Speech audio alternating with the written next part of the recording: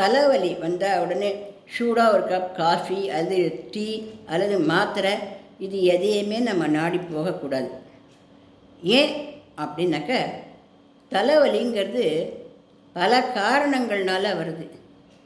இப்போ முன் நெத்தியில் இந்த இடத்துல தலையை வலிச்சுது அப்படின்னா சரியாக தூங்கலைன்னு அர்த்தம். அப்போ சற்று படுத்து தூங்கி ஓய்வு எடுத்தோம்னா அந்த தலைவலி போயிடும்.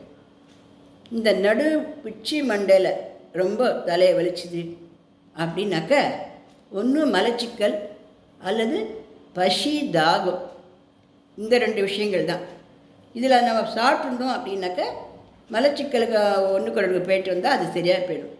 இல்லை அதெல்லாம் நல்லா கழிச்சாச்சு, வயிறு காலியாக இருக்குன்னா நல்லா சாப்பிட்டோம்னா அந்த தலைவலி ஒடியே போயிடும்.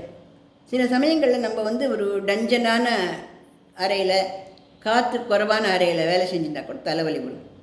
அப்போ அந்த அறையை விட்டு வெளியில் கொஞ்சம் காற்றடிக்க, கொஞ்சம் ஃப்ரீயாக நல்லா காற்று வரக்கூடிய மரம் செடி கொடிகள் அறந்த இடம், அல்லது நல்லா ஃபேன் காற்றா இருந்தால் கூட ஜல்லுன்னு காற்று வர இடமா நின்னோம்னா அந்த தலைவலி நமக்கு போயிடும்.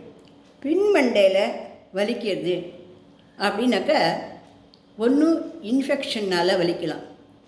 இன்னொரு காரணம் என்ன அப்படின்னாக்கா மனசில் வேதனைப்பட்டு கவலைப்பட்டு இந்த கவலை தீரவே தீராது, இதுக்கு நம்ம என்ன தான் பண்ணுறது அப்படின்னு திருப்பி அதை பற்றியே தொடர்ந்து யோசனை பண்ணிகிட்டே இருந்தாக்க பின் தலை மண்டையை போட்டு இழுத்து வலிக்கிற மாதிரி வலிக்கும்.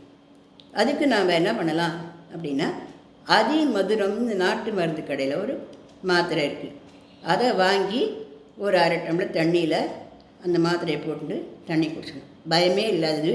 கொஞ்ச நாளைக்கெல்லாம் நமக்கு ரிலாக்ஸேஷன் கிடைக்கும். அந்த தலைவலி நல்லா குறைய ஆரம்பிக்கும். இன்னொரு தலைவலி என்ன அப்படின்னாக்கா ஜுரம் ஏதாவது வந்திருந்தது, இல்லை எதனா வைரஸ் கிருமிகள் தாக்கியிருந்தது அப்படின்னாலும் பின் தலைவலி, பின்பக்க தலைவலிலாம் ரொம்ப வலிக்கும். ஆனால் ஒற்றை தலைவலின்றது இதில் அடங்காது. அதனுடைய காரணங்கள் வேறு, அது வேறு. அதை பற்றி அடுத்த பதிவில் சொல்கிறேன்.